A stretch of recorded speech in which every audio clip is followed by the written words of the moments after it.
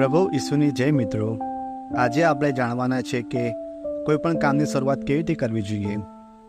તો મિત્રો, બાઇબલમાં ઉત્પત્તિના ગ્રંથમાં 24મા અધ્યાયમાં વાંચી અને સાંભળી શકીએ છીએ કે અબ્રાહમના પુત્ર ઈસાક માટે પત્નીની શોધ વિશે વાત કરવામાં આવી છે। અબ્રાહમ ખૂબ જ ગરડા હતા।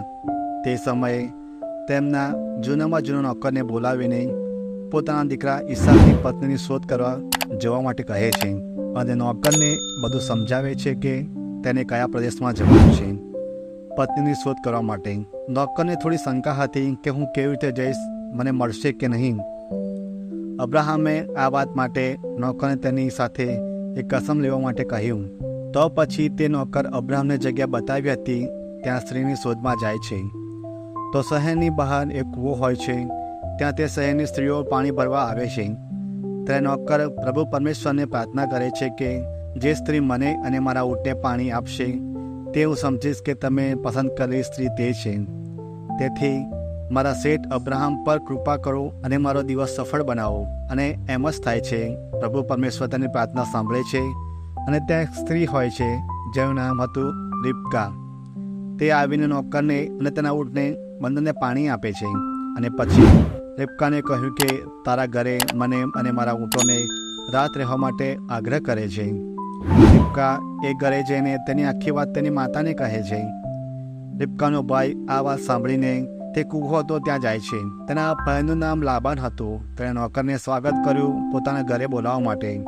તે ઘરે જઈને તેના ઘરના બધા લોકોને અબ્રાહમે જે કીધું હતું તે બધી વાત કહે છે અને તે નોકરને રિબકાને મળતા પહેલાં જે પ્રાર્થના કરી હતી તે વિશે પણ કહ્યું। ત્યાર પછી નોકરે કહ્યું કે હવે તમારે શું કરવું છે તે મને જણાવો। તેથી રિબકાના ઘરના લોકોએ કહ્યું, આ બધું પ્રભુ પરમેશ્વરની ઈચ્છાથી બન્યું છે, એટલે અમે પણ કોણ છે કે જે હા કે ના કહી શકીએ।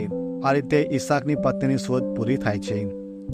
તો મિત્રો, આજે આજના વચનમાંથી જાણવા મળે છે કે અબ્રાહમ જ્યારે તેના દીકરા માટે પત્ની જરૂરી હતી ત્યારે તેમણે પ્રભુ પરમેશ્વર વિશ્વાસ રાખીને નોકરને તે શોધ કરવા માટે મોકલ્યો અને આખરે તેના નોકરને ઈસાક માટે રિબકા નામની સ્ત્રી પણ મળી જાય છે।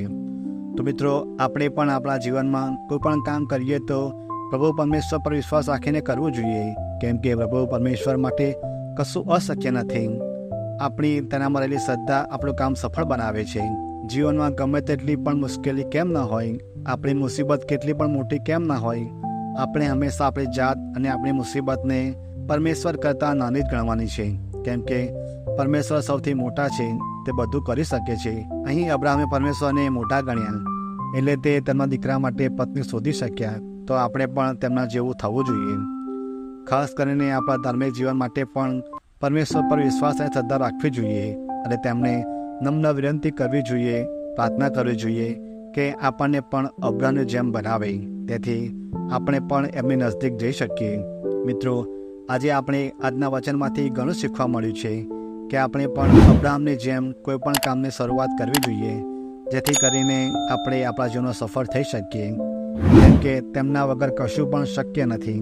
તેના માટે પ્રભુ પરમેશ્વરનો ખૂબ ખૂબ આભાર કે આપણને પવિત્ર બાઇબલ આપ્યું। તેના દ્વારા આપણે પણ તેમના લાયક બની શકીએ છીએ। હું આશા રાખું છું કે તમને બાઇબલના પવિત્ર વચનથી ઘણું શીખવા મળ્યું હશે અને જો તમને આ વિડીયો સારો લાગ્યો હોય તો તમે બીજા આપણા ભાઈઓ અને બહેનોને પણ શેર કરજો, લાઈક કરજો અને અમારી આ યુટ્યુબ ચેનલને સબસ્ક્રાઈબ પણ કરજો। તમારો આભાર।